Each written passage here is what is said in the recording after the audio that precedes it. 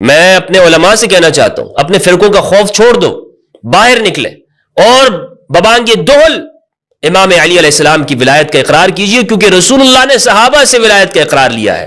میں آج اقرار کرتا ہوں یا رسول اللہ میں علی کو مولا مانتا ہوں۔ تم نے جب بیچ دیا ہے اپنا سب کچھ تو اب تمہاری جانوں پر کون مالک ہے؟ میں مالک ہوں اور علی مالک ہے۔ مولا کے جو یہ 50 معنی کرتے ہیں ناسبی، ابو ایوب انصاری کی زبانی سنیے کہ وہ مولا کو کیا سمجھتے ہیں۔ اب کیا کیا جائے ان لوگوں کا کہ جو علی کو مولا نہ مانتے ہوں؟ عمر تو مولا مانتے ہیں نا، عمر کا مولا کون ہے؟ علی۔ عمر کا آقا کون ہے؟ علی۔ عمر کا مالک کون ہے؟ علی بن ابی طالب۔ الحمدللہ رب العالمین والصلاة والسلام علی سید الانبیاء والمرسلین الطاہرین ورضی اللہ عن الصحابۃ من المہاجرین والانصار والذین اتبعوہم بإحسان۔ السلام علیکم ورحمۃ اللہ وبرکاتہ۔ عید غدیر کیا ہے؟ جشن غدیر کیوں منایا جاتا ہے؟ عید غدیر کسے کہتے ہیں؟ تاریخ اسلام کے اندر سیرت رسول صلی اللہ علیہ وآلہ وسلم میں غدیر کے واقعے کی اہمیت کیا ہے؟ اور امام علی علیہ السلام کو من کنت مولاہ فہذا علی مولا اللہم وال من والا وعاد من عدا، یہ جو خصوصیت ہے امام علی علیہ السلام کی، یاد رکھیے کہ یہ خصوصیت من کنت مولاہ فہذا علی مولا، یہ ان الفاظ کے ساتھ تمام صحابہ کرام اور اہل البیت علیہ السلام کے اندر امام علی علیہ السلام واحد ذات ہے کہ جن کو یہ خصوصیت عطا ہوئی ہے۔ اس خصوصیت میں بڑے سے بڑا صحابی شریک نہیں ہے۔ یہ امام علی علیہ السلام کی ایسی فضیلت ہے کہ رسول نے من کنت مولاہ فہذا علی مولا، علی کا ہاتھ بلند کر کے صرف علی کے لیے بیعت لی ہے اپنے صحابہ کرام سے۔ آج انشاءاللہ عز و جل اہل سنت والجماعت کے اصح مصادر سے اس واقعے کو سمجھنے کی کوشش کریں گے، اور جو لوگ کرتے ہیں صحیح معنی آپ کے سامنے پیش کروں گا۔ مولا کا معنی کیا ہے؟ مولا کسے کہتے؟ صحابہ کرام خود مولا کسے کہتے تھے؟ صحابہ مولا کیا سمجھ رہے ہیں؟ اور آج کا مولوی مولا کو کیا کہتا ہے؟ 50 معنی ہیں، لغت میں 40 معنی آتے ہیں، ڈکشنری میں یہ ہے، عربی زبان میں مولا کا یہ معنی ہے، حضور نے تو اوروں کو بھی مولا کہا ہے، فلاں کو بھی مولا کہا ہے، اس میں علی کی کیا خصوصیت ہے، یہ تو سب کے لیے حضور نے فرمایا ہے، وغیرہ وغیرہ۔ یعنی امام علی علیہ السلام کی یہ خصوصیت فہذا علی مولا، اسے مشکوک بنانے کی کوشش کی جاتی ہے۔ آج انشاءاللہ اس سب کا آپ کے سامنے تحقیق کے ساتھ بیان کروں گا اور اس کا رد کریں گے۔ سب سے پہلے تو یہ بات کرتا چلوں کہ ایک محقق کا کام کیا ہوتا ہے۔ ایک محقق کا کام یہ ہے کہ وہ کسی خاص سوچ، فرقے کی، مسلک کی حمایت کے ساتھ گفتگو نہیں کرتا۔ اس کی جو تحقیق ہوتی ہے وہ بغیر کسی کی سائیڈ لیے ہوئے ہو، ایسا نہیں۔ یعنی اگر وہ خود کو محقق کہتا ہے اور سمجھتا ہے اور لوگ اسے کہتے ہیں تو اس کا کام یہی ہونا چاہیے کہ بغیر کسی کے حمایت کے، ریسرچر کا کام یہ ہے کہ وہ کہے جناب جہاں مجھے دلائل نظر آئیں گے وہاں میں اپنا سر جھکا دوں گا، میں اس بات کو قبول کر لوں گا۔ کسی فرقے کو راضی کرنا مقصود نہیں ہوتا۔ جو شخص بھی کسی فرقے کو راضی کرتا ہے، یقین جانے امام علی علیہ السلام کا قول نہج البلاغہ کے اندر امام نے فرمایا کہ اللہ پھر، یعنی جو شخص لوگوں کی رضامندی چاہتا ہے اللہ اسے پھر لوگوں کی جانب سونپ دیتا ہے، اس کا معاملہ پھر لوگوں کی جانب ہوتا ہے۔ اور لوگ، دنیا فانی ہے۔ میں اپنے علماء سے کہنا چاہتا ہوں اپنے فرقوں کا خوف چھوڑ دو، باہر نکلے اور ببانگ دہل امام علی علیہ السلام کی ولایت کا اقرار کیجئے، کیونکہ رسول اللہ نے صحابہ سے ولایت کا اقرار لیا ہے۔ صحابہ سے، انصار اور مہاجرین کے جلیل القدر صحابہ کرام رضوان اللہ علیہم، ان سے اقرار لیا کہ علی کو مولا مان لو، تمہاری نجات ہے اسی کے اندر۔ مجھے مولا مانتے ہو نا، میں محمد صلی اللہ علیہ وآلہ وسلم اگر تمہارا مولا ہوں اور تم مجھے مولا مانتے ہو تو پھر علی کو مولا مان لو، اس کے بغیر تمہارا کوئی چارہ نہیں ہے۔ تو جو نبی کو مولا مانتا ہے اور جس معنی میں نبی کو مولا مانتا ہے اس معنی میں آپ کو علی کو مولا ماننا پڑے گا، اس کے بغیر کوئی چارہ نہیں ہے۔ اور رسولہ احق ان یرضوہ، اللہ اور اس کا رسول اس بات کا زیادہ حقدار ہے کہ انہیں راضی کیا جائے۔ لوگوں کو، فرقوں کو، مسجد والوں کو، دوستوں کو، کس کو آپ راضی کرتے پھریں گے؟ جناب میں اس مسجد سے وابستہ ہوں، لہٰذا اگر میں نے مولا کا معنی مالک کر دیا، اولا کا معنی میں نے حقدار کر دیا، مالک کر دیا، سردار، آقا اور مولا کر دیا، تو پھر تو فرقے کے اندر میری جگہ نہیں ہوگی۔ تو یہ فرقے والے تمہیں آخرت میں بچائیں گے، قبر میں یہ فرقے والے تمہارے پاس آئیں گے۔ بیان کر دو۔ میں اپنے اہل سنت علماء سے کہنا چاہتا ہوں کہ ہماری عوام کو، سنی عوام کو جو تم نے برسوں سے بیوقوف بنا کے رکھا ہوا ہے، اس میں 40 معنی 50 معنی. اچھا اگر 40-50 معنی بھی ہیں تو اس روایت کو بیان کیا کرو. 18 ذی الحج کو حدیث غدیر کو، غدیر خم کو کیوں بیان نہیں کرتے؟ کیوں اس موقع پر تم ایسی چیزیں لے کر آ جاتے ہو؟ نہیں، کوئی ثبوت ہی نہیں ہوتا. مقصد یہی ہے نا کہ حدیث غدیر کو سائڈ پہ کیا جائے اور اس کی اہمیت کو کم کیا جائے. جس طرح تم دوسری چیزوں کو بیان کرتے ہو، طلقاء کا دفاع کرتے ہو، بنو امیہ کے ظالم حکمرانوں کا دفاع کرتے ہو، باغی گروہ کا دفاع کرتے ہو، حدیث غدیر کو بھی بیان کرو. اگر تم کہتے ہو کہ اہل بیت ہمارے ہیں تو پھر آگے بڑھ کر شیعوں سے بھی آگے بڑھ جاؤ اور کہو کہ علی مولا، علی مولا، علی مولا، علی ہمارا مولا ہے. کہو.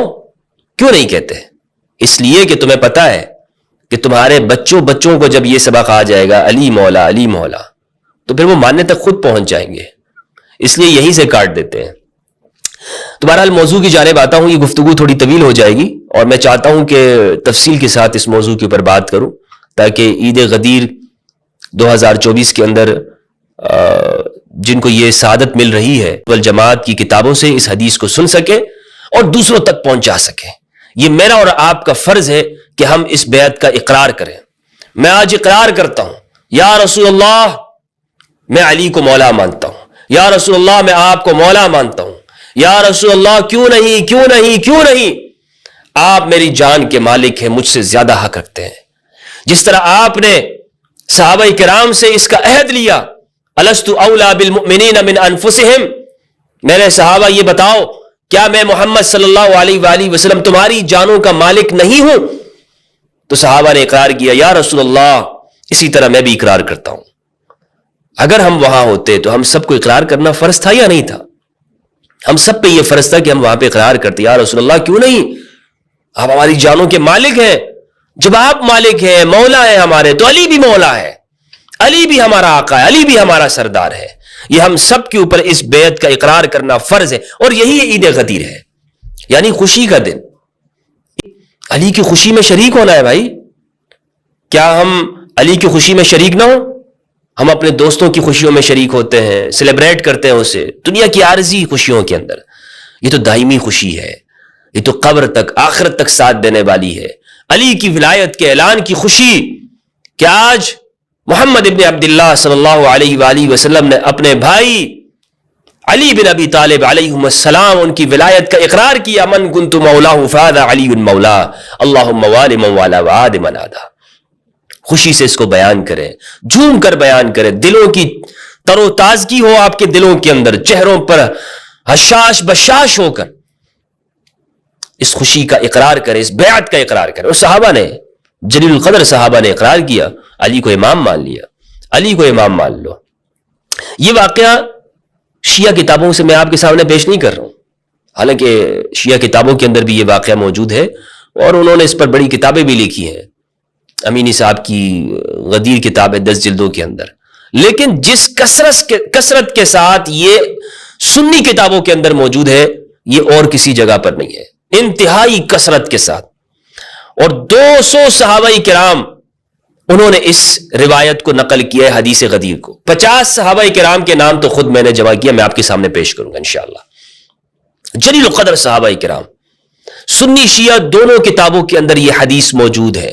اہل سنت کے جید علماء نے کہا ہے کہ حدیث غدیر یہ متواتر ہے. حدیث غدیر اور حدیث ثقلین ایک ہی حدیث ہے، یہ ایک ہی حدیث ہے. غدیر اس کا ایک ٹکڑا ہے اور اس کا ایک حصہ ہے. اور یہ صرف یہ بات یاد رکھیے گا، کچھ لوگ کہتے ہیں کہ غدیر کا جو واقعہ ہے نا، یہ ناسبیوں کو میں جواب دینا چاہتا ہوں. یہ کہتے ہیں، ایک اعتراض قائم کرتے ہیں کہ امام علی علیہ السلام کو جو یہ مولا کہا گیا اور اس کے لیے اہتمام کیا رسول، تو دراصل حجۃ الوداع کے بعد کچھ لوگوں کو علی سے شکایت ہو گئی تھی یمن کے اندر، اور وہی شکایت نبی کے سامنے عرض کی گئی. تو آپ نے فرمایا کہ علی کے بارے میں شکایت نہ کیا کرو. علی کے بارے میں کیوں شکایت کرتے ہو، یہ تو تمہارا دوست ہے، کیونکہ میں تمہارا دوست ہوں تو یہ بھی تمہارا دوست ہے. یہ واقعہ جس طرح یہ لوگ بیان کرتے ہیں یہ بنتا نہیں ہے. اول تو جو یہ یمن کا واقعہ ہے کہ جن لوگوں کو علی سے شکایت ہوئی تھی، اور یمن کے بعد رسول اللہ صلی اللہ علیہ وآلہ وسلم نے فیصلہ کر دیا تھا، اس شکایت کا فیصلہ ہو گیا تھا اور یہ مستدرک الحاکم کے اندر مروی ہے، وہ شکایت کا فیصلہ ہو گیا. تو کہنا یہ چاہتا ہوں کہ من کنت مولا فہذا علی مولا، یہ صرف ایک مرتبہ نبی نے نہیں کہا، یہ اقرار ایک مرتبہ نہیں لیا کہ غدیر خم کے مقام پہ، یہ مختلف مواقع کے اوپر رسول اللہ نے ارشاد فرمایا ہے، مختلف جگہوں کے اوپر. یمن کے بعد بھی جب یمن سے امام علی علیہ السلام لوٹے اس وقت بھی آپ نے یہی فرمایا، اور اسی طرح غدیر خم کے موقع پر بھی. غدیر خم میں کتنا اہتمام کیا ہے، کتنا اہتمام کہ حجۃ الوداع سے واپسی پر آپ نے عام روٹ کو چھوڑ دیا کہ جس پر قافلے سفر کیا کرتے تھے، مدینہ جاتے تھے، شام جاتے تھے. آپ نے وہاں سے نیچے اتر کر، جیسے ہوتا ہے نا ہم بھی رستے میں ہائی وے پہ سفر کر رہے ہیں اور پھر اگر کھانا کھانے جاتے ہیں، کوئی کام کرنے جاتے ہیں، تو پھر ہم وہاں پہ ایگزٹ کر لیتے ہیں اور دور چلے جاتے، 1 کلومیٹر 2 کلومیٹر پہ بنا ہوتا ہے. تو خم کا جو یہ مقام ہے، رسول اللہ صلی اللہ علیہ وآلہ وسلم نے عام راستے سے اس کو چھوڑ دیا اور ایک گراؤنڈ کے اندر آپ گئے. وہاں پر پانی کے چشمے بھی وہاں پہ موجود تھے، پانی بھی وہاں پر، خم کہتے ہیں دراصل وہ گڑھا جہاں پہ پانی وغیرہ بارشوں سے جمع ہو جاتا ہے. اس مقام پر رسول اللہ صلی اللہ علیہ وآلہ وسلم نے اہتمام کے ساتھ اپنے لیے ایک ممبر تیار کیا اور اعلان کیا گیا الصلاۃ جامعہ، نماز کا وقت ہے، ظہر کی نماز ادا کی گئی. اور اس جگہ کے اوپر یہ بات یاد رہے کہ جو یمن کے قافلے تھے وہ جا چکے تھے، شام کے قافلے تھے وہ جا چکے تھے. حجۃ الوداع میں 1,24,000 صحابہ کے بارے میں بتایا جاتا ہے کہ جو رسول اللہ صلی اللہ علیہ وآلہ وسلم کا خطبہ سننے والے تھے، وہ لوگ جا چکے ہیں. اب یہاں پر خم کے مقام میں انصار اور مہاجرین کی تعداد جو کہ 10,000 بنتی ہے ان کو جمع کیا، بعض نے لکھا ہے 15,000.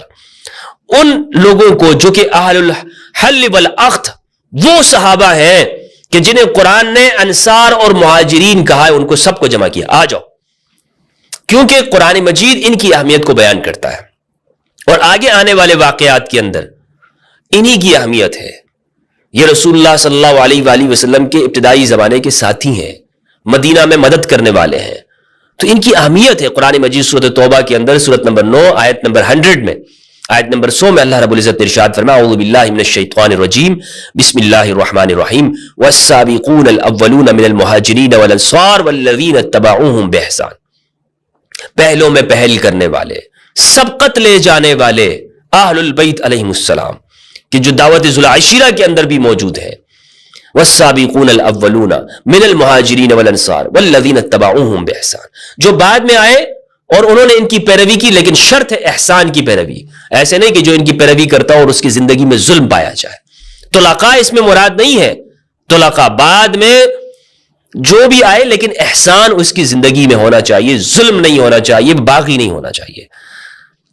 تو جو انصار اور مہاجر نہیں ہے وہ لوگ وہ اس کیٹیگری میں سے باہر نکل جاتے ہیں اور وہ قرآن مجید کی اصطلاح میں تابعی بن جاتے ہیں. بہرحال تو ان کی فضیلت بیان کی قرآن مجید نے، انہی کو جمع کیا اور ممبر تیار کیا اور علی کے لیے اقرار کیا، ان سب سے اقرار دلوایا. یہ روایات آج میں آپ کے سامنے تفصیل کے ساتھ پیش کرنا چاہتا ہوں. سیرت کی تمام کتابوں میں لکھا ہے کہ نبی کریم صلی اللہ علیہ وآلہ وسلم نے 10 ہجری کے اندر حج کیا ہے. 9 ہجری میں 8 ہجری میں فتح مکہ ہوا، 9 ہجری میں حج کا پہلا قافلہ بھیجا گیا اور اس کا امیر حضرت ابوبکر کو بنایا گیا رضی اللہ عنہ. اور برات کی جو صورت ہے، آیات، وہ حضرت ابوبکر کو دے کر بھیجی گئی کہ آپ وہاں پر مشرکین کو سنائیں. لیکن جبریل امین اللہ کی رضا یہ ہے کہ یا تو اس پیغام کو آپ سنائیں گے یا آپ ہی میں سے کوئی سنائے گا. آپ سنائیں یا آپ میں سے ہی کوئی سنائے گا، اس کو ادا کرے گا. آپ کے علاوہ اور آپ میں سے ہی کے علاوہ کوئی نہیں سنائے گا. تب رسول اللہ صلی اللہ علیہ وآلہ وسلم نے امام علی کو بھیجا کہ جا کر ابو بکر سے وہ پروانہ لو، وہ پیغام لو اور تم اسے اس کو سنا دو. تو امام علی علیہ السلام نے 9 ہجری میں اس حج کے موقع پر سورہ برات کو سنایا. 10 ہجری میں رسول اللہ صلی اللہ علیہ وآلہ وسلم نے یہ حج کیا جس کو حجۃ الوداع کہا جاتا ہے. حجۃ الوداع، اس میں آپ نے جگہ جگہ پر خطبات ارشاد فرمائے. ایک خطبہ آپ نے عرفہ کے اندر بھی دیا. عرفہ کے اندر جو آپ نے خطبہ دیا ہے وہ جابر بن عبداللہ الانصاری رضی اللہ تعالیٰ عنہ سے مروی ہے. اس کے کچھ الفاظ ہیں جو کہ سنن ترمذی کے اندر روایت موجود ہے 3786 نمبر پر. یہ روایت آپ دیکھ سکتے ہیں. کچھ لوگ یہاں پر یہ کہتے ہیں کہ اگر اہل البیت کی اتباع کا بیان مقصود ہوتا اور ان کی اہمیت کا بیان مقصود ہوتا, علی کی ولایت کا اقرار لینا ہوتا, علی کی بیعت لینے کا مطلب ہوتا, تو عرفہ میں کیوں نہیں لیا, حجۃ الوداع میں کیوں نہیں لیا, اس کے بعد کیوں لیا گیا؟ حجۃ الوداع میں اہل البیت کی عمومی فضیلت کو رسول اللہ نے بیان کر دیا عرفہ کے مقام پہ. ترمذی کی روایت ہے 3786. جابر بن عبداللہ فرماتے ہیں کہ میں نے رسول اللہ صلی اللہ علیہ وآلہ وسلم کو ان کی اونٹنی قصوہ کے اوپر سوار دیکھا اور آپ نے یہ ارشاد فرمایا, میرے صحابہ تم کبھی بھی گمراہ نہیں ہوگے, تم ہمیشہ سیدھے رستے پر چلتے رہو گے. میرے صحابہ تمہیں ضمانت دیتا ہوں کہ میرے بعد تم سیدھے رستے پر ہوگے, گمراہی میں نہیں ہوگے. ایک رستہ ہے قرآن کا, کتاب اللہ, یہ کتاب اللہ, اللہ کی کتاب, اور دوسرے میرے اہل البیت, عطرتی, اہل بیتی, میری عطرت, میری اولاد. یہ عرفہ کے مقام پر رسول اللہ صلی اللہ علیہ وآلہ وسلم نے ارشاد فرمایا حجۃ الوداع میں. واپسی میں آپ خم کے مقام پہ اترے اور وہاں پہ آپ نے ایک طویل خطبہ دیا جسے خطبہ غدیر کہا جاتا ہے, اور اس میں آپ صلی اللہ علیہ وآلہ وسلم نے امام علی علیہ السلام کی ولایت کا اقرار کیا. میں نے آپ کو بتایا کہ اس خطبے کے اندر انصار اور مہاجرین کے 10,000 کی تعداد اس میں شریک ہے, اور ان کی اہمیت کے بارے میں بھی میں نے آپ کو بتایا سورہ توبہ کی آیت سے. انصار اور مہاجرین کے حوالے سے ایک روایت میں آپ کے سامنے پیش کرنا چاہتا ہوں تاکہ ان کی اہمیت آپ کے سامنے مزید واضح ہو جائے کہ کچھ لوگ جو یہ طلقاء کو, عتقاء کو, طلقاء کہتے ہیں جن کو آزاد کر دیا, طلاق سے ہیں, آزاد کر دیا, اور ان کو مؤلفۃ القلوب بھی قرآن نے کہا ہے. انہیں حنین کے مال سے 100 اونٹ دیے تھے, یہ ہے طلقاء, آزاد کر دیے گئے, فتح مکہ پہ اسلام لائے, اور پچھلی زندگی ان کی رسول کے ساتھ جنگوں میں گزری ہو, یعنی یہ دوست نہیں ہو مسلمانوں کے. وہ قریش مشرکین مکہ کا ظالم طبقہ جو کفر کی حالت میں جنہوں نے ظلم کیا مسلمانوں کے اوپر, تو جب یہ اسلام انہوں نے قبول کیا انہیں طلقاء کہا گیا. ہماری تمام تاریخی کتابوں میں انہیں طلقاء کہا جاتا ہے. عتقاء ثقیف کے لوگ جو وفود آئے ان کو آزاد کر دیا گیا, انہوں نے بھی بہت ظلم کیے تھے. آپ کو پتہ ہے طائف میں ثقیف کا قبیلہ تھا. تو آپ صلی اللہ علیہ وآلہ وسلم نے انصار اور مہاجرین کو ایک دوسرے کا حلیف بنایا ہے, یہ ایک گروہ ہے. مسند احمد کی روایت, حدیث کا نمبر ہے 19215, انٹرنیشنل نمبر اس کا, اور اس کی تحقیق ہے شعیب الارناؤوط کی. یہ روایت ہے ابی وائل سے, انہوں نے جریر سے, وہ کہتے ہیں کہ رسول اللہ صلی اللہ علیہ وآلہ وسلم نے فرمایا المہاجرون والانصار اولیاء بعضهم لبعض, مہاجرین اور انصار ایک دوسرے کے اولیاء ہیں, ایک دوسرے کے مددگار ہیں, یہ ایک گروپ ہے.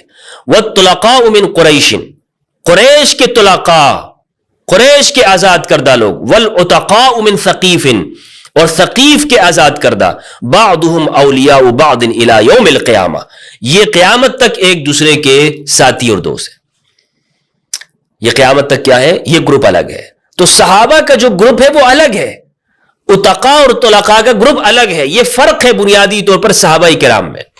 بعض لوگ کہتے ہیں کہ آپ فتح ہے, کیوں نہیں ہے, مسلمان ہے, انہوں نے زبان سے اقرار کیا ہے, کسی کو اسلام سے نکالنا تو نہیں ہے, لیکن رسول یہ فرما رہے ہیں کہ یہ صحابہ کی کیٹیگری میں نہیں ہے. طلقاء, یاد رکھیے گا, طلقاء صحابہ کی کیٹیگری میں نہیں آتے. بعض لوگ بڑھا چڑھا کر علی کے ساتھ برابر کرنے کی کوشش کرتے ہیں, علی کے ساتھ, اہل البیت کے ساتھ برابر کرنا چاہتے ہو, بدبختو, ناسبیو, علی کے ساتھ فلاں فلاں کو, وہ طلقاء کو جن کو رسول نے طلقاء کہا ہے, طلقاء اور عتقاء کہا ہے. تو یہ روایت ہے, یہ میں نے آپ کے سامنے پیش کر دی, اس کی ٹرانسلیشن بھی آپ دیکھ سکتے ہیں. اب یہ جو حدیث غدیر ہے اس کو روایت کرنے والے صحابہ کون ہیں, یہ میں نے آپ کو بتایا کہ متواتر ہے. متواتر وہ روایت ہوتی ہے کہ جو قرآن کی آیت کی طرح ہم تک پہنچی ہو, یعنی ہر زمانے میں اتنے کثیر تعداد کے اندر اس کو صحابہ نے, لوگوں نے, تابعین نے نقل کیا ہو کہ ان کا اجتماع ان کثیر تعداد کا ہم جھوٹ پر محال ہو. اتنے سارے, وہ یہ اس کو کہتے ہیں متواتر. اور یہاں پر بعض لوگوں کو ان کو خواہ مخواہ کی ایک طرح کی اہل البیت سے چڑ ہے, یہ کمزور سے کمزور خبر واحد سے استدلال کرتے ہیں, بعض منکرین حدیث بھی. اور ان سے تو میں کہنا چاہتا ہوں کہ بھائی جو لوگ غدیر کی روایت کو نہیں مانتے ہیں, علی کی بیعت کو, ان کو اصل میں منکرین حدیث ہونا چاہیے تھا، لیکن یہ خود کو بھی پھر بھی اہل سنت والجماعت کہتے ہیں. عجیب بات ہے، سمجھ سے باہر ہے. تو یہ جو لوگ خبر واحد کو مان لیتے ہیں وہ اس خبر متواتر کو نہیں مانتے. عجیب ان کا معاملہ ہے، سمجھ سے باہر ہے. یہ ایسا کیوں کرتے ہیں بھائی؟ یا تو آپ سیدھی سی بات کرو کہ بھائی ہم کسی بھی خبر کو نہیں مانتے، کسی بھی خبر کو ہم نہیں مانتے، لیکن آپ یہاں پر پہنچتے ہو تو آپ اس خبر کا انکار کرتے ہو، باقی آپ ہر طرح کی کمزور روایت، الائمۃ من قریش، امام قریش سے ہوں گے، یہ روایت مان رہے ہیں، اور اس میں پھر آگے بنو امیہ کی امارت اور حکومتوں کا بھی اس بات کرتے ہیں. اچھا، یہ روایت نقل ہے صحابہ کرام سے، امام علی علیہ السلام سے خود منقول ہے یہ روایت، طلحہ بن عبید اللہ سے، طلحہ سے رضی اللہ عنہ سے. اور ان کی جو ہے طلحہ کی روایت ہے، یہ السنہ لابن ابی عاصم کے اندر یہ روایت موجود ہے 1358 پہ. زبیر بن العوام رضی اللہ عنہ سے یہ روایت ہے، عبد الرحمن بن عوف سے، عباس بن عبد المطلب سے، سعد بن ابی وقاص رضی اللہ عنہ سے، زید بن ارقم رضی اللہ عنہ سے، براء بن عازب رضی اللہ عنہ سے. براء بن عازب کی جو روایت ہے یہ مصنف ابن ابی شیبہ کے اندر ہے 32118. ابو ایوب انصاری میزبان رسول صلی اللہ علیہ وآلہ وسلم، ابو ایوب انصاری رضی اللہ عنہ، ان سے نقل ہے مسند احمد کے اندر، اور روایت کا نمبر ہے 23609. شعیب ارنوت نے ابو ایوب انصاری کی روایت کو کہا ہے اسنادہ صحیح، اس کی سند صحیح ہے. جابر بن عبداللہ سے، عدی بن حاتم الطائی، ابو ہریرہ الدوسی، ابو طفیل عامر بن واصلہ سے مستدرک کے اندر، عبداللہ بن عباس سے، بریدہ بن الحسیب سے، انس بن مالک، حبشی بن جنادہ، زید بن ثابت، ابو سریحہ یعنی حذیفہ بن اسید سے، طبرانی المعجم الکبیر 3052 میں، عبداللہ بن عمر سے، اور عبداللہ بن عمر کی روایت السنہ لابن ابی عاصم کے اندر 1357 میں، سعد بن مالک یعنی ابو سعید الخدری، حذیفہ بن الیمان، حذیفہ بن الیمان کی روایت حافظ حسکانی نے شواہد التنزیل میں، اور نمبر ہے 1041.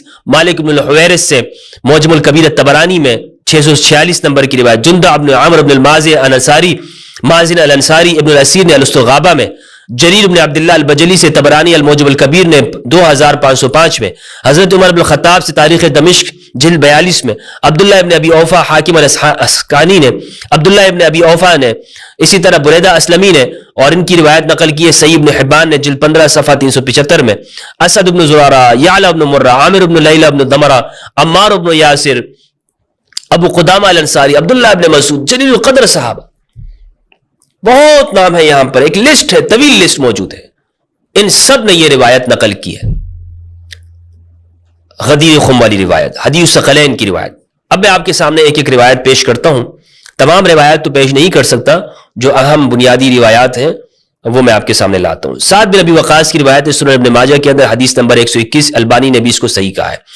روایت ہے سعد بن ابی وقاص سے، وہ کہتے ہیں قدم معاویہ فی بعض حجاتہ، معاویہ اپنے کسی ایک حج میں سے جب آئے پاس سعد داخل ہوئے، فذکروا علیا، تو ان لوگوں نے علی علیہ السلام کا ذکر کیا، فنال منہ، معاویہ نے ان کے برا کہا، فغضب سعد، تو سعد نے برا منایا، غصہ ہوئے، وقال تقول هذا لرجل سمعت رسول اللہ صلی اللہ علیہ وآلہ وسلم یقول، معاویہ تم یہ بات ایسے شخص کے بارے میں کہہ رہے ہو، علی کے بارے میں، کہ جن کے بارے میں نے رسول اللہ کو یہ فرماتے ہوئے سنا، من کنت مولا فعلی مولا، لوگوں جس کا میں مولا ہوں علی ان کا مولا ہے. اور یہ مختصر بات سعد بن ابی وقاص نے وہاں پہ نقل کی، یعنی پورا واقعہ تو نہیں سنایا، یا اگر پورا واقعہ بھی سنایا ہو تو راوی نے یہاں پر یہ جملہ نقل کی. اور یا ایسا ہوتا ہے کہ آپ جب کسی چیز کی اہمیت بتانا چاہتے ہیں تو کہتے ہیں نا، بیٹا تم کس کو یہ بات کہہ رہے ہو، یہ تمہارے باپ ہے، بیٹا تم کس کے بارے میں کہ تمہارا بھائی ہے. تو یہ تو نہیں کہتے بیٹا یہ کس کے بارے میں تم یہ بات کہہ رہے ہو، تمہارا بھائی ہے، یعنی یہ وہ ہے کہ جو تمہارے ابا کا بیٹا ہے اور تمہارے ابا فلاں ہے اور فلاں ہے. اتنی لمبی تقریر تو نہیں کہے ہوتے، بیٹا تمہارا یہ وہ بھائی ہے کہ جس نے یہ اتنی لمبی بات نہیں کرتے. تو یہ سعد بن ابی وقاص نے مختصر الفاظ کے اندر امام علی علیہ السلام کی واضح خصوصیت بیان کی، کہ جس کو معاویہ بھی جانتے تھے کہ علی کے بارے میں تم یہ بات نہیں کر سکتے. وَسَمِعْتُهُ يَقُولُ أَنْتَ مِنِّي بِمَنزِلَةِ هَارُونَ مِن مُوسَىٰ إِلَّا أَنَّهُ لَا نَبِيَّ بَعْدِي، یہ بخاری مسلم کے اندر بھی روایت موجود ہے. وَسَمِعْتُهُ يَقُولُ لَأُعْطِيَنَّ الرَّايَةَ الْيَوْمَ رَجُلًا يُحِبُّ اللَّهَ وَرَسُولَهُ، خیبر کے موقع پہ فرمایا. اسی طرح براء بن عازب کی جو روایت ہے سنن ابن ماجہ کے اندر حدیث نمبر 116 ہے. براء بن عازب فرماتے ہیں، جلیل القدر صحابی ہیں، اقبلنا مع رسول اللہ صلی اللہ علیہ وآلہ وسلم فی حجتہ التی حج، کہ ہم رسول اللہ صلی اللہ علیہ وآلہ وسلم کے ساتھ حج میں تھے، جس میں جو حج آپ نے کیا. فنزل فی بعض الطریق فامر الصلاۃ جامعہ, تو آپ رستے سے ہٹ کر ایک جگہ آپ نے پڑاؤ ڈالا اور آپ نے فرمایا الصلاۃ جامعہ, نماز کا وقت ہے. فاخذ بید علی رضی اللہ عنہ, تو آپ نے علی رضی اللہ عنہ علیہ السلام کا ہاتھ بلند کیا. فقال الست اولی بالمؤمنین من انفسہم, یہ پہلے اقرار لیا ہے صحابہ سے, میں نے صحابہ بتاؤ کیا میں تمہاری جانوں کا مالک نہیں ہوں؟ اور احمد رضا خان صاحب رحمہ اللہ نے اس کا ترجمہ یہی کیا ہے, الست اولی بالمؤمنین من, سورۃ نمبر 33 کی آیت نمبر 6 جو ہے, النبی اولی بالمؤمنین من انفسہم وازواجہم امہاتہم, اس آیت کا ترجمہ آپ دیکھ لیں, احمد رضا خان رحمہ اللہ نے یہی کیا کہ میں تمہاری جانوں کا مالک ہوں. قالوا بلا, تو صحابہ نے کہا بلا کیوں نہیں یا رسول اللہ, یا رسول اللہ صلی اللہ علیہ وآلہ, آپ ہمارے بالکل ہماری جانوں کے مالک ہیں. آپ نے پھر پوچھا الست اولی بکل مؤمن من نفسہ, پھر ایک ایک کا اقرار لیا, کیا میں ہر مومن سے اس کی جان سے زیادہ حقدار نہیں ہوں, یعنی اس کی جان پر میرا حق نہیں ہے. قالوا بلا قال فهذا ولی من انا مولاه, تو پھر علی کے لیے کہا کہ یہ اس کا ولی ہے کہ جس کا میں مولا ہوں. اللہم والی من والا اللہم عاد من عاد, سنن ابن ماجہ کی روایت. اور یہ جانوں کا جو مالک ہے نا, اس ترجمے پہ غور کیجئے, اس ترجمے کا مطلب کیا ہے؟ مطلب یہ ہے میرے صحابہ یہ بتاؤ, اگر میں تم میں سے کسی کو کہوں کہ ابھی یہاں پر کھڑے کھڑے وہ اپنی گردن اللہ کی راہ میں قربان کر دے, تو کیا تم نہیں کرو گے؟ کیا میں تمہاری جانوں کا مالک نہیں ہوں؟ کیا تم نے اپنی جان اپنی مال اللہ کے راہ میں بیچ نہیں دی؟ ان اللہ اشتری من المؤمنین انفسهم واموالهم بان لهم الجنہ, بے شک اللہ نے مومنوں سے خرید لیا ہے ان کی جانوں کو, ان کی اموال کو, کہ جنت کے بدلے میں. تو تم نے جب بیچ دیا ہے اپنا سب کچھ, تو اب تمہاری جانوں پر کون مالک ہے؟ میں مالک ہوں اور علی مالک ہے. اگر تم مجھے مالک سمجھتے ہو, اگر تم مجھے اپنی جان کا, اپنی رگ کا, اپنی روح کا, اپنے بدن کا مالک سمجھتے ہو کہ میں تمہارا مالک ہوں, تم سب میرے غلام ہو, تو پھر اس علی کو بھی اپنا مالک مانو. یہ ہے اس چیز کا معنی, اور اسی لیے اقرار لیا سب سے رسول اللہ صلی اللہ علیہ وآلہ وسلم نے. اس بات کا اقرار کرو, الست اولی بالمؤمنین من انفسہم. جابر بن عبداللہ کی روایت ہے, المصنف لابن ابی شیبہ, حدیث نمبر 34243. جابر بن عبداللہ فرماتے ہیں کہ ہم جحفہ میں تھے, غدیر خم میں, کہ رسول اللہ صلی اللہ علیہ وآلہ وسلم تشریف لائے, اور آپ نے علی کا ہاتھ بلند کیا اور فرمایا من کنت مولا فعلی مولا. ابو ایوب انصاری کی روایت میں آپ کے سامنے پیش کرتا ہوں, بہت بہتر, ہر گرد و غبار سامنے ہو جائے گا. مولا کے جو یہ 50 معنی کرتے ہیں ناس بھی, ابو ایوب انصاری کی زبانی سنیے کہ وہ مولا کو کیا سمجھتے ہیں. ابو ایوب انصاری کے نزدیک مولا کا کیا معنی ہے. مصنف ابن ابی شیبہ کی روایت کا نمبر ہے 34244, اور یہ روایت فضائل الصحابہ کے اندر بھی موجود ہے, مصنف ابی شیبہ کے اندر بھی, فضائل الصحابہ کے اندر بھی ہے. میں آپ کے سامنے فضائل الصحابہ سے پیش کرتا ہوں. احمد بن حنبل کی فضائل الصحابہ, حدیث نمبر 967. یہ سند حدثنا عبداللہ قال حدثني ابی, اور سند کے بعد ہے ان ریاح الحارث قال جاء رهط الى علی بالرحبہ. امام علی علیہ السلام کے پاس, امام علی کوفہ میں تشریف فرما تھے, اور ایک وفد آیا. فقالوا السلام علیک یا مولانا, اور اس وفد نے کہا السلام علیک یا مولانا, آپ پر سلام ہو یا ہمارے مولا. تو امام علی نے پوچھا کیف اکون مولاکم وانتم قوم عرب, میں تمہارا مولا کیسے ہو سکتا ہوں, تم تو عربی قوم ہو, تم تو عرب ہو. کیا مطلب ہے؟ امام کو جب انہوں نے کہا نا کہ السلام علیکم یا مولانا, تو امام نے پوچھا کہ یہ تو مجھے مالک کہہ رہے ہیں, آقا کہہ رہے ہیں, اور خود عربی ہے. تو امام علی علیہ السلام نے ان سے پوچھا, یا ان سے مزید اقرار کروانا چاہ رہے تھے, استفہام اقراری ہے کہ تم تو عربی قوم ہو, اور اس وقت میں صفین اور جمل کا یہ وقت ہے. تو قالوا سمعنا رسول اللہ صلی اللہ علیہ وآلہ وسلم یقول یوم غدیر خم من کنت مولا فہذا مولا. انہوں نے کہا یا علی, ہم نے رسول اللہ صلی اللہ علیہ وآلہ وسلم کو غدیر خم میں یہ فرماتے ہوئے سنا ہے من کنت مولا فہذا مولا, جس کا میں مولا ہوں ان کا یہ مولا ہے. تو اب یہاں پر اس روایت سے کیا معلوم ہوا کہ مولا کا کیا معنی ہے؟ مولا کا معنی ہے آقا اور سردار, یعنی تم عربی ہو, تم تو کسی کے غلام نہیں ہو. میرے غلام کیسے؟ تو فرمایا رسول نے ہمیں آپ کا غلام بنا دیا غدیر خم کے موقع پہ. قال ریا فلما مضوا اتبعتهم فسألت من هؤلاء. ریا کہتے ہیں کہ جب وہ گزر گئے تو میں نے پوچھا, ان کے پیچھے گیا, میں نے کہا کہ یہ کون ہے؟ تو لوگوں نے کہا یہ انصار کا وفد ہے کہ جس میں ابو ایوب انصاری رضی اللہ عنہ بھی ہے, رضی اللہ عنہ. ابو ہریرہ رضی اللہ عنہ کی روایت ہے, مصنف لابن ابی، اس کو بزار نے اپنی مسند میں، ابن عساکر نے، ابن عدی نے، طبرانی نے الاوسط میں اس کو روایت کیا ہے، اور یہ روایت ہے شریک سے، وہ ابی یزید الاودی سے، وہ اپنے والد سے، کہ ابو ہریرہ مسجد میں تشریف لائے، ہم ان کے پاس اکٹھے ہوئے، ایک نوجوان کھڑا ہوا اور اس نے کہا کہ میں آپ کو اللہ کی قسم دیتا ہوں کہ آپ نے رسول اللہ کو یہ فرماتے ہوئے سنا ہے کہ جس کا میں مولا ہوں علی ان کے مولا ہے؟ تو انہوں نے کہا، ابو ہریرہ نے کہا ہاں۔ تو اس آدمی نے کہا کہ میں تجھ سے بری ہوں، میں تجھ سے بری ہوں، تم علی کو مولا مان رہے ہو، میں تم سے بری ہوں۔ تو ابو ہریرہ نے کہا دور ہو جاؤ، اور لوگوں نے پھر اس کو کنکریوں سے مارا، دفع ہو جاؤ یہاں سے، کنکریوں سے لوگوں نے اس کو مارنا شروع کیا۔ ایسے لوگ تھے کہ جو علی کی ولایت کے اقرار نہیں کرتے تھے، علی کو مولا نہیں مانتے تھے۔ ابو طفیل عامر بن واصلہ کی روایت ہے، اور یہ روایت فضائل الصحابہ کے اندر موجود ہے، اور شیخ البانی نے اس کو صحیح کہا ہے۔ فضائل الصحابہ احمد بن حنبل کی 959 نمبر روایت، اور سنن ترمذی کے اندر یہ روایت ہے 3713 پہ۔ سعید بن جبیر جو تابعی ہے نا، بڑے مزے کی بات یہ کہ وہ کہتے ہیں کہ میں نے اس روایت کو چھپا کے رکھا۔ اب کیوں چھپا کے رکھا؟ ایسا زمانہ ہے کہ دیکھیں روایت کو چھپایا جاتا ہے۔ ابو طفیل کہتے ہیں کہ ابو سریحہ سے، اور وہ زید بن ارقم سے روایت کرتے ہیں۔ شعبہ کو شک ہے کہ انہوں نے اس کو ابو سریحہ سے یا اسے زید بن ارقم سے سنا، لیکن بہرحال رسول اللہ صلی اللہ علیہ وآلہ وسلم نے فرمایا من کنت مولا فعلی مولا، جس کا میں مولا علی اس کا مولا۔ تو سعید بن جبیر کہتے ہیں وَأَنَا قَدْ سَمِعْتُ مِثْلَ هَذَا عَنِ ابن عباس، میں نے ابن عباس سے اسی طرح کی روایت سنی ہے۔ قال محمد کہتے ہیں اظنه قال، میرا خیال ہے کہ انہوں نے پھر آگے ساتھ میں یہ بھی کہا تھا فَكَتَمْتُهُ، میں نے اس کو چھپا دیا، میں نے چھپا کے رکھا۔ ابن عباس سے میں نے سنا تھا، یہ علم لیا تھا لیکن علم کو چھپا دیا ہے۔ یہ تھے اس زمانے کے لوگ، علم چھپایا بھی کرتے تھے، یہ نہیں کہ سارا سب کچھ بیان کر دیا۔ علی کے بارے میں اگر علم ہوتا ہے نا، اسے چھپا دیا کرتے تھے۔ کیوں چھپایا بھائی؟ اس سے کسی کے لیے کیا خرابی ہے؟ کیوں بھائی؟ کوئی بات تو ہے نا کہ جس کو یہ چھپا رہا ہے، اور یہ ترمذی کے اندر یہ روایت موجود ہے۔ یہ حدیث حسن ہے، اور یہ اسے احمد بن حنبل نے اپنی مسند میں، اور حاکم نے مستدرک میں، اور نسائی رحمہ اللہ نے خصائص امیر المؤمنین حدیث نمبر 24 میں بھی اس کو روایت۔ عبداللہ ابن عباس کی روایت فضائل الصحابہ احمد بن حنبل میں، حدیث کا نمبر ہے 1168، اور یہ حدیث حسن ہے۔ اسے احمد بن حنبل نے اپنی مسند میں، حاکم نے اپنی مستدرک میں، اور نسائی رحمہ اللہ نے خصائص امیر المؤمنین حدیث نمبر 24 میں اس کو بیان کیا ہے۔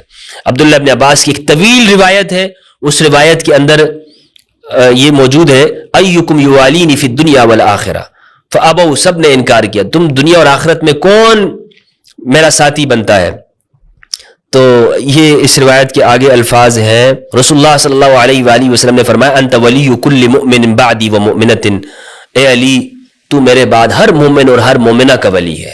قال وسد ابواب المسجد، امام علی علیہ السلام کی 10 خصوصیات یہاں ابن عباس نے خوارج کے سامنے گنوائی تھی۔ ایک اعتراض جو عام طور پر کیا جاتا ہے کہ یہ جو واقعہ ہے یہ صرف چند لوگوں کو جو شکایت ہو گئی تھی اسے دور کرنے کی رسول اللہ نے لوگوں کے سامنے اقرار لیا تھا، ورنہ اس سے مراد کوئی بیعت وغیرہ نہیں تھی۔ اس کا یہاں پر میں رد کرتا چلوں، الجامع معمر بن راشد حدیث نمبر 20388، مصنف عبدالرزاق کے اندر حدیث نمبر 21460، اور اسی طرح یہ روایت المصنف لابن ابی شیبہ کے اندر موجود ہے 34304۔ روایت کیا ہے؟ روایت ہے طاؤس ابن طاؤس سے، وہ اپنے والد سے، کہ جب نبی صلی اللہ علیہ وآلہ وسلم نے امام علی کو یمن بھیجا تو بریدہ اسلمی بھی ان کے ساتھ تھے، تو وہ کسی چیز کے اندر، کسی معاملے کے اندر امام علی پر وہ ناراض ہوئے، تو بریدہ نے شکایت لے کر نبی صلی اللہ علیہ وآلہ وسلم کے پاس آئے، تو نبی صلی اللہ علیہ وآلہ وسلم نے بریدہ سے کہا من کنت مولاه فعلی مولا فإن علی مولا، جس کا میں مولا علی اس کے مولا۔ اس حدیث کی مزید تخریج میں آپ کے سامنے بیان کرتا چلوں، انتہائی اہم حدیث ہے۔ احمد نے اس کو نقل کیا، احمد بن حنبل نے مسند میں 22945، نسائی نے الکبریٰ میں 8145، حاکم نے مستدرک کے اندر جلد 3 صفحہ 110، ابن حبان نے 6930 میں، ابن ابی عاصم نے الاحاد والمسانی میں، عیم نے معرفت الصحابہ میں، بزار نے، ابن العرابی نے موجم میں، عبدالرزاق نے، طبرانی نے، لالکائی نے، تحاوی نے شرح المشکل میں، ابن زنجوی نے الاموال میں، اسی طرح ابو شیخ نے طبقات المحدثین میں، اور ابن ابی عاصم نے سنہ میں۔ اور اس روایت کی جو اصل ہے نا دوستو، وہ بخاری کے اندر موجود ہے۔ اس روایت کی کوفہ میں 12 صحابہ کی گواہی، امام علی علیہ السلام نے کوفہ کے اندر صحابہ کرام سے باقاعدہ اس کی گواہی لی ہے کیا تم اس موقع پر موجود تھے؟ یہ میں آپ کے سامنے پیش کرتا ہوں مصنف ابن ابی شیبہ کی روایت ہے، حدیث نمبر ہے 32091، زید بن یوسبہ سے روایت ہے یوسئی سے، وہ کہتے ہیں کہ امام علی کو یہ بات پہنچی کہ کچھ لوگ امام علی کے بارے میں طرح طرح کی باتیں کرتے ہیں۔ قال فصعد المنبر، امام علی ممبر پہ چڑھے، وقال انشد اللہ رجلا ولا انشدہ الا من اصحاب محمد صلی اللہ علیہ وآلہ وسلم، میں تم سب کو گواہ بناتا ہوں، سب کو قسم دیتا ہوں، لیکن خاص طور پر میں قسم دیتا ہوں اصحاب محمد کو، جو بھی یہاں پر صحابی ہے سب کو قسم ہے۔ کس بات کی؟ کہ اس نے نبی صلی اللہ علیہ وآلہ وسلم سے اگر کچھ بھی سنا ہے تو وہ کھڑا ہو جائے۔ کہتے ہیں یہ شخص کہتے ہیں فقام مما یلیہ ستۃ ومما یلی سعد بن وہب ستۃ، میرے دائیں بائیں سے 6 بندے کھڑے ہو گئے، اور انہوں نے کہا نشہد ان رسول اللہ صلی اللہ علیہ وآلہ وسلم قال من کنت مولاہ فعلی مولا، ہم سب یہ گواہی دیتے ہیں کہ رسول اللہ نے فرمایا کہ جس کا میں مولا ہوں علی اس کے مولا ہے۔ امام علی نے یہ گواہی اس لیے لی، اور امام علی کو معلوم ہے کہ کچھ لوگ اس بات کا انکار کرتے ہوں گے، کچھ لوگ پھیلا دی ہوگی بات، لوگوں نے انکار کرتے ہوں گے، علی کو مولا نہیں مانتے ہوں گے۔ امام علی نے صحابہ سے گواہی لی، 12 صحابہ نے یہاں پہ گواہی دی، اور پھر حضرت منقول ہے، حضرت عمر سے بھی یہ روایت ہے کہ رسول اللہ نے غدیر خم میں یہ ارشاد فرمایا۔ مصنف ابن ابی شیبہ کی روایت ہے 32118، برا بن عازب سے روایت فرماتے ہیں کہ واقعہ انہوں نے نقل کیا، اور غدیر خم کا پورا واقعہ برا بن عازب نے نقل کیا، اور پھر آخر میں فرمایا کہ عمر رضی اللہ عنہ نے اس کے بعد امام علی سے کہا ہنی اللہ کا ابن ابی طالب، مبارک ہو ابن ابی طالب، اصبحت و امسیت مولا کل مؤمن و مؤمنۃ، آپ تو ہر مومن اور مومنہ کے آقا ہو، آپ تو ہر مومن اور مومنہ کے آقا اور مالک ہو۔ اب کیا کیا جائے ان لوگوں کا کہ جو علی کو مولا نہ مانتے ہوں؟ عمر تو مولا مانتے ہیں نا، عمر کا مولا کون ہے؟ علی۔ عمر کا آقا کون ہے؟ علی۔ عمر کا مالک کون ہے؟ علی بن ابی طالب علیہ السلام۔